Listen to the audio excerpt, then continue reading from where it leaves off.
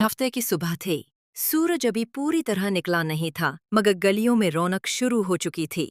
जगह जगह पा के बाजे बज रहे थे और हर तरफ हंसी खुशी की आवाजें गूंज रही थीं।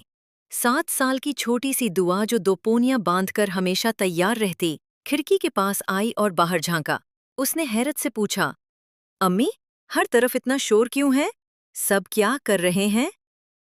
अम्मी ने मुस्कुराकर कहा, बेटा, सब बसंत की तैयारी कर रहे हैं। बसंत? वो क्या होता है? दुआ ने दिलचस्पी से पूछा। अम्मी ने उसे गोद में बिठाकर कहा, बसंत बहार के आगाज का त्योहार है। हर साल लोग उसे बड़ी खुशी से मनाते हैं। छतें सजी होती हैं, लोग पीले, गुलाबी, नारंगी जैसे शूख रंगों के कपड़े पहनते हैं और रंग बरंगी पतंगी आसमान पर उड़ती हैं।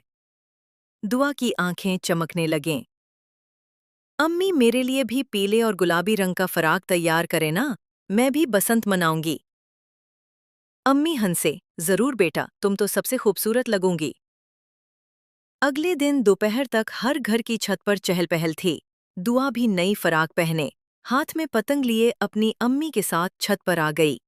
इनका घर एक पुरानी सी हवेली जैसा था, जिसकी छत खुली और वसी थी।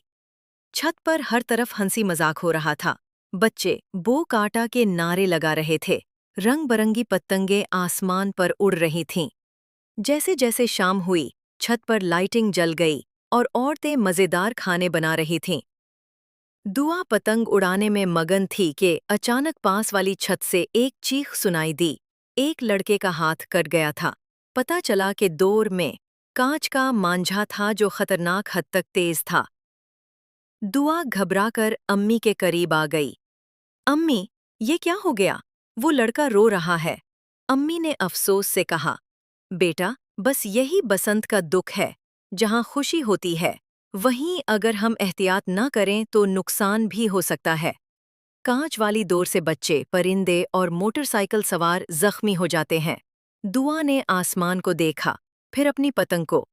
अम्मी, अगर इस त्योहार से किसी को तकलीफ हो तो क्या हमें ये मनाना चाहिए? अम्मी ने नरमी से कहा, तुमने बिल्कुल ठीक सोचा बेटा, जब तक बसंत में महफूजियां ना हो, ये खुशी अधूरी है। दुआ ने अपनी पतंग लपेट ली और छत के किनारे आकर बैठ गई। आसमान पर अब भी रंगीन पतंगें झूम रही थीं। कहीं से बू काटा की आवाजें आ रही थीं और तेज हवा में पतंगें लड़ती, कटती और गिरती जा रही थीं।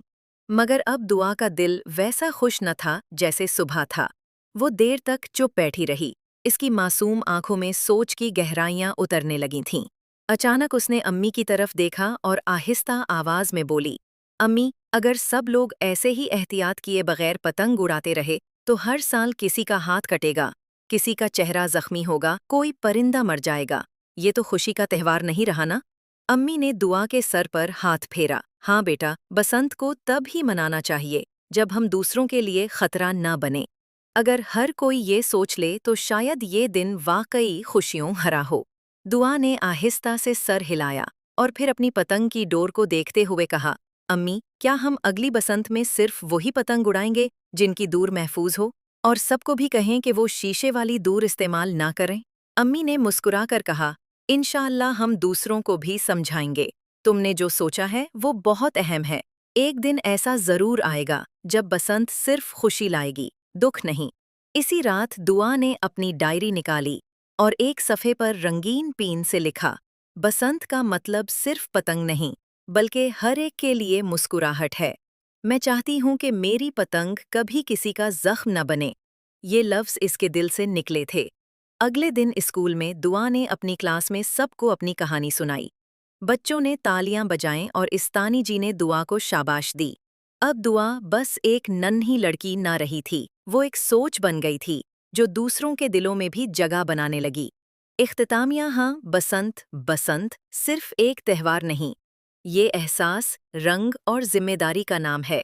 जब हर दिल दूसरों की हिफाजत का सोचे, तभी आसमान भी पूरी खुशी से रंगीन होता है। इसी दिन के बाद दुआ के दिल में एक नया जज्बा बीदार हुआ। वो हर उस बच्चे से बात करने लगी जो पतंगबाजी का शौक रखता था। वो उन्हें नरमी से समझाती, बसंत खुशी का दिन है। अगर हमारी खुशी किसी के दर्द का सबब बने तो फिर ये खुशी कैसी। شروع میں کئی بچے ہنسے، کچھ نے مذاق بھی کیا، مگر دعا کی معصوم باتیں، اس کی سادگی آہستہ آہستہ ان کے دلوں کو چھونے لگیں۔ چند ہی دن بعد اسکول میں ایک چھوٹا سا پروگرام رکھا گیا، محفوظ بسنت، بچوں کی آواز۔ اس پروگرام میں دعا اور اس کی کلاس کے بچوں نے ایک ڈرامہ پیش کیا۔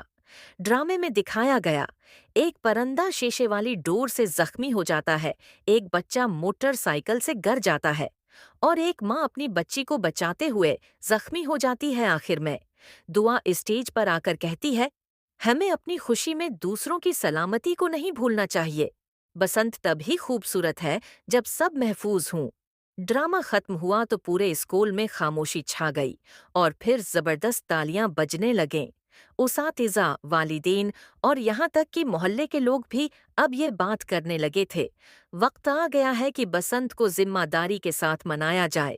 کچھ دن بعد دعا کے ابو نے شہر کے کونسلر کو ایک درخواست دی کہ محلے میں شعور اجاگر کرنے کے لیے ایک سیف بسنت واک رکھی جائے۔ واک کے دن بچوں اور بڑوں کے ہاتھوں میں بینرز تھے جن پر لکھا تھا، بسنت سب کی ہو، خطرناک نہ ہو، شیشے کی ڈور سے نہیں، پیار کی ڈور سے جڑے۔ دعا سب سے آگے تھی، ہاتھ میں زرد جھنڈا، چہرے پر اعتماد اور روشن مسکراہٹ۔ آسمان پر اب بھی پتنگیں تھیں، لیکن اب ان میں شیشہ نہیں تھا۔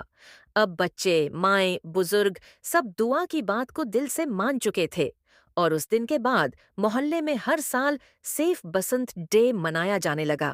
لوگ اکثر کہا کرتے تھے، یہ بسنت اس چھوٹی بچی کی سوچ کا نتیجہ ہے جس کا نام دعا ہے۔